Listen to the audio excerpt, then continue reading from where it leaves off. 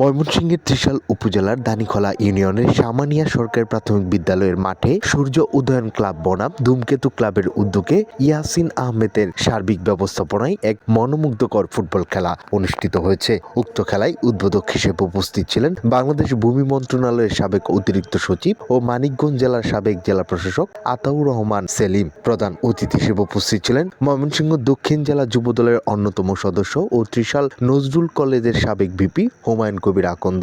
উক্ত খেলায় আমন্ত্রিত অতিথি হিসেবে উপস্থিত ছিলেন ত্রিশাল উপজেলা শাখা জনতা দলের আহ্বায়ক ও ত্রিশাল টু ফুলবাড়িয়া রোডের শ্রমিক ইউনিয়নের প্রতিষ্ঠাতা তিনবারের সাধারণ সম্পাদক, উপজেলা ছাত্র দলের সাবেক ছাত্র নেতা, আইনজীবী সহকারী সজীব মণ্ডল। তিনি ত্রিশাল উপজেলার বহিষ্কৃত সকল নেতাদের বহিষ্কার প্রত্যাহারের দাবি জানিয়েছেন। ত্রিশাল উপজেলার জননেতা ও ত্রিশাল পৌরসভার সাবেক মেয়র আলহাজ আমিনুল ইসলাম আমিন সরকারের সুস্থতার জন্য সকলের কাছে দোয়া কামনা করেছেন এবং দানের শীষের পক্ষে ভোট চেয়ে সকলের কাছে আহ্বান জানিয়েছেন। স্থানীয় ক্রীড়াপ্রেমীদের স্বতঃস্ফূর্ত অংশগ্রহণ ও উৎসাহ মাঠ জুড়ে ছিল উৎসব মুখর পরিবেশ। খেলায় অংশ নেয় সূর্য উদয়ন ক্লাব বনাম ধূমকেতু ক্লাব, দুটি শক্তিশালী দল। শুরু থেকে উভয় দল আক্রমণাত্মক খেলায় মেতে ওঠে। দর্শকদের করতালি ও উল্লাসে মাঠে বাড়তি উত্তেজনা ছড়িয়ে পড়ে।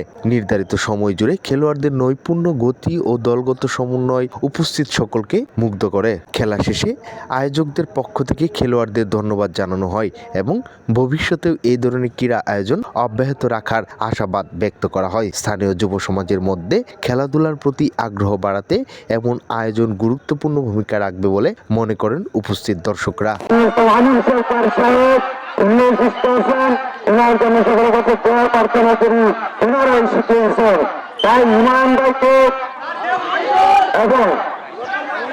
যারা বহিষ্কৃত হয়েছেন তাদের সকলের বহিষ্কারের প্রত্যাহারের দাবি জানাচ্ছি আজকের খেলার মাধ্যমে।